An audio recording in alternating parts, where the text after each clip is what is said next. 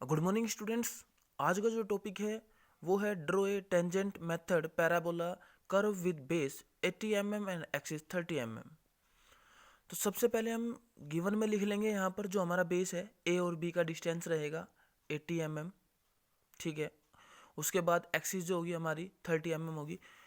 Tangent के case में हमें करना क्या है कि जो हमारी एक्सिस होती है उसको हमेशा 2 से मल्टीप्लाई करना होता है। तो यहाँ पर हम टेंजेंट क्या करेंगे, 2 से मल्टीप्लाई करेंगे, जो कि हमारा 30 से 60 आ जाएगा।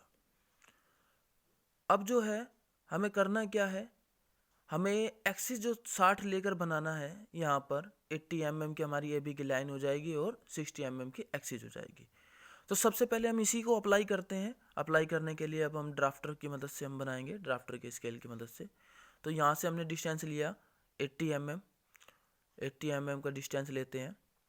पहले रेफरेंस लाइन लेंगे, देन उसके बाद 80 mm की ये हल्की सी लाइट लाइन ले लेंगे, थोड़ा सा डार्क कर लेंगे ताकि आपको अच्छे से दिखाई दे।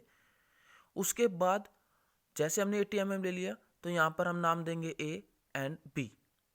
80 mm का हाफ पॉइंट लेंगे यानी कि 40 mm, यानी कि 40 mm।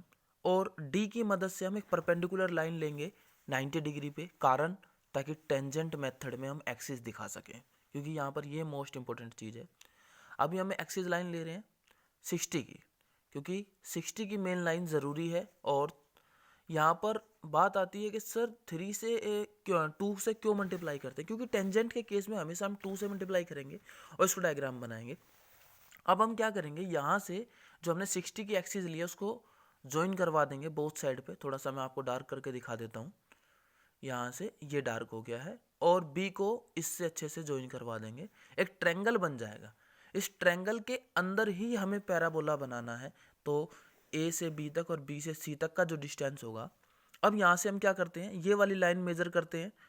यहाँ से यहाँ तक का कितना डिस्टेंस आ रहा है, ये लाइन मेजर करना ज़रूरी है एक्सिस के केस में।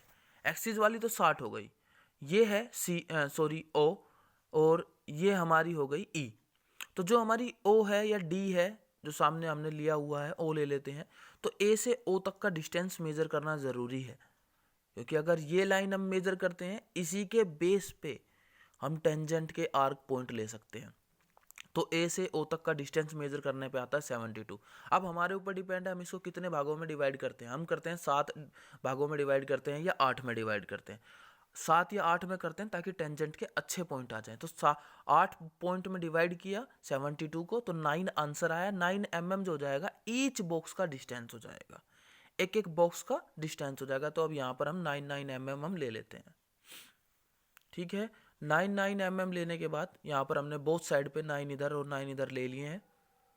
उसके बाद अब हमें करना क्या है, तो जो ये पॉइंट है इनके हमें नाम प्रोवाइड करने हैं। जैसे ये हो गया 1 2 3 4 5 6 7, और यहाँ पर अब होगा 1 2 3, यानी कि एक तरफ से हम बढ़ते क्रम में चलेंगे, दूसरी तरफ से हम घटते क्रम में चलेंगे।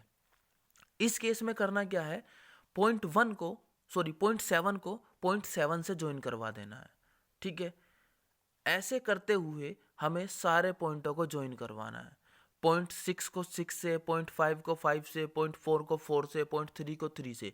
अब 8 का जो सेंटर पॉइंट होता है, अभी ये क्वेश्चन में डाउट आता है कि सर 30 mm की एक्सिस तो अभी तक आई नहीं है। तो माय डियर स्टूडेंट, जैसे ही हम सारी लाइन ज्वाइन करवाएंगे, और जो मैं अभी ये लाइन ज्वाइन करवाने जा रहा हूँ 4 से 4 तक, तो ये जो डिस्टेंस आया है मेरे सामने 4 से 4 तक का, ये सेंटर पॉइंट आता है हमारे 72 के बेस पे भी और 60 के बेस पे भी। यानी कि 60 के बेस पे अगर ये सेंटर पॉइंट आता है तो एक्सिस कितनी हो जाएगी, 30 mm हो जाएगी।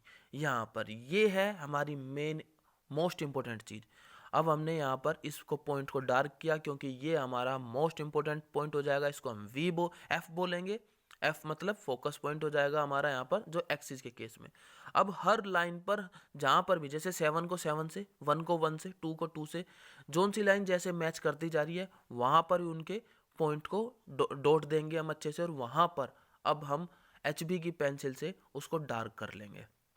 डार्क करने की वजह से क्या होगा, पैराबोला बनेगा। ये देखिए, ये हर पॉइंट से पॉइंट को ज्वाइन करवाना है, सिर्फ जहाँ से हमारी लाइन ज्वाइन कर रही है पैराबोला के केस में। ये दिखाई दे रहा है आपको, ये लाइन हमें ज्वाइन कर देनी है। तो यहाँ से यहाँ तक ये बन गया हमारा पैराबोला। और जो कि कंप्लीट होता है, हल्का सा यहाँ पर थोड़ा सा डिसमैच हो गया है। आप सिंपल करें, अगर आपके पास फ्रेंच कर्व है तो फ्रेंच कर्व की मदद से करें, ठीक है। और ये अब हम यहाँ पर कितना एक्सिस लिया था हम एक्सिस शो कर देते हैं। अलाइंड सिस्टम डायमेंशन के साथ कर रहे हैं हम, तो ये लाइट रहना चाहिए, एरो हेड अच्छे से नीट एंड क्लीन होना चाहिए। अब इसका डिस्टेंस था 80 mm, तो हम यहाँ पर लिख देते हैं 80। एक्सिस जो थी, एक्सिस हम शो करते हैं कितनी है हमारी एक्सिस, 60 थी, तो हम यहाँ पर 60 दिखा देंगे, प्रॉपर नीट एंड क्लीन। तो ये चीज़ हमें दिखाना ज़रूरी है, अदरवाइज़ हमारे यहाँ पर 1 से 2 नंबर कटते हैं। तो अलाइंड सिस्टम में ये हमारा 60 हो गया है। और ये डायग्राम जो है कंप्लीट हो गया है डायग्राम यहाँ पर। और इसके साथ में हमें बस क्या लिखना है कि टेंजेंट मेथड है।